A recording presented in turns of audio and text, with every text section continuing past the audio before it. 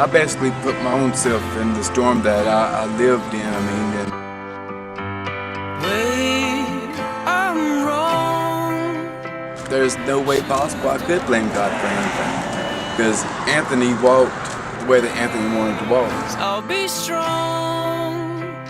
I'm finding it hard to resist. So show me what I'm looking for. I knew the way of righteousness. I mean, it got introduced to me, but it's like I just couldn't stop myself. It's like I wanted to do it. I knew what I was doing, and I paid a high consequence. My dad, whenever he was alive, you know, that's what his main goal was, just to keep his kid's head straight on, because, you know, he knew that he was about to die, so he really kicked in heavy with us in church. At that time, I didn't know what death was about. I mean, I'd never been to a funeral or never, you know, dealt with a death situation at all, you know, as a child.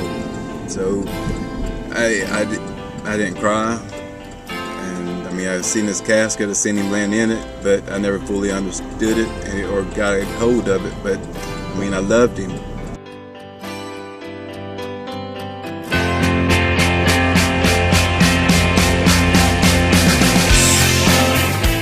I mean, you were a teenager, drinking, partying, and then something happened when you turned 17.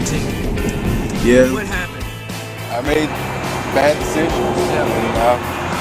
And, Where did you end up because of those decisions? this was my home for 12 months.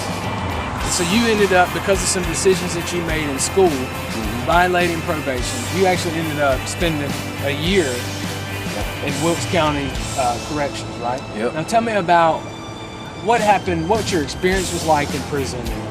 You actually even met God a little bit while you were in prison. Well, I had my first time ever picking up the Bible was whenever I was locked up, and it flipped open to Matthew chapter 5, the Beatitudes, and I read that, and I was like, wow, that's beautiful. You know, that's amazing, you know. And I just kept digging, kept reading. And the more I read, the more peaceful I felt. And then that's when, you know, some people started noticing, and it's like, well, man, you can't come to the chapel. And so I started going to church on my own for the first time by myself.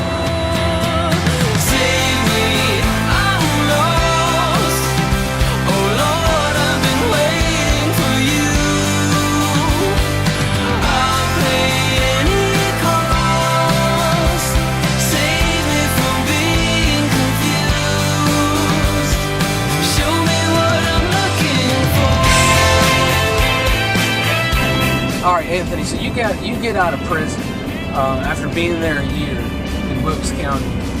What happened when you got out? Well, whenever I got out, you started running with the wrong crowd again, right? Yeah. You started getting involved with a lot of the same drinking, and I think you were really an alcoholic for most of your adult life up until a few years ago. And how many years would you say that you were really an alcoholic? Oh man, well, going strong is probably about ever since I was, well, whenever I get kicked out of school. Yeah. And so you started drinking heavy. Then Partying, staying gone, not living for God.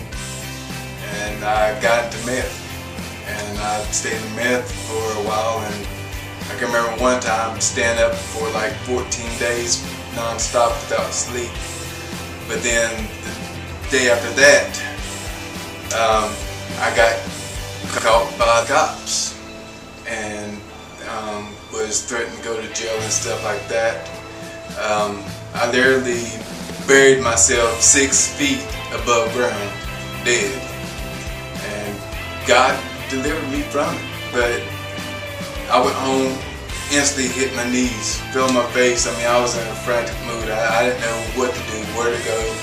And my first thoughts was God. Honestly, it was God. God, please, I made the deal of all deals. Please, if you get me out of this right here, I won't look back no more. I'll move forward. I'll press forward toward the mark more than ever. And here I am. I mean, I'm more determined than that. Save me, I'm lost. Oh Lord, I've been waiting for you. What was it this time, after almost being arrested again, almost going back to prison, what was it this time that really kept you and gave you the victory over the demons and the things that you faced your whole life? Well, it's the grace of God, period. There's no ifs, ands, or buts about the grace, the love, the peace, the humbleness. I mean, there's so many emotions that I got now that I never had before. And tell me, where would you be today if it weren't for God and His salvation and His grace and His love for you? Where would you be today? Well, I've probably been shot by now, or car wrecks, dead, or locked up in prison again.